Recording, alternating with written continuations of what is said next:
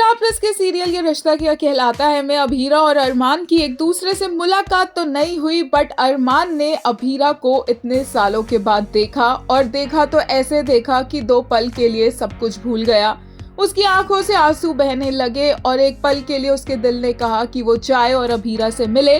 But all of a sudden Armaan को पुरानी बातें याद आ गई और इतना गुस्सा आया कि उसने अभीरा का जो दुपट्टा था उसे भी जला दिया।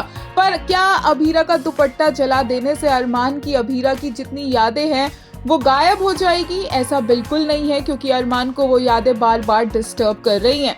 दूसरी तरफ अभीरा को अरमान से इतना ज्यादा गुस्सा आ रहा है, उसे लग रहा है कि वो अपनी बेटी मायरा के इतने करीब होकर भी नहीं मिल पा रही है उससे, और ये सब कुछ अरमान की वजह से हुआ है। अरमान में तो इतनी भी हिम्मत नहीं थी कि वो डायरेक्टली आकर उसे कस्टडी पेपर्स दे देता जो उसने विद्या के थ्रू भिजवाए थे।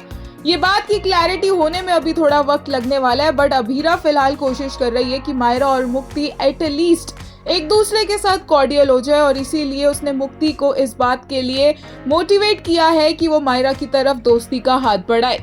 लेटेस्ट एपिसोड के लिए एक यूजर ने कहा the deeper the love the deeper the pain, वहीं एक ने कहा the way he conveyed emotion so effortlessly, this is what good acting feels like.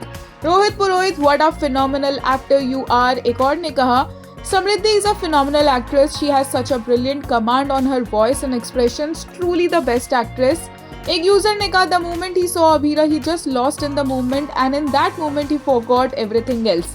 This expression was so perfect. There wasn't any monologue, but we got what he tried to portray.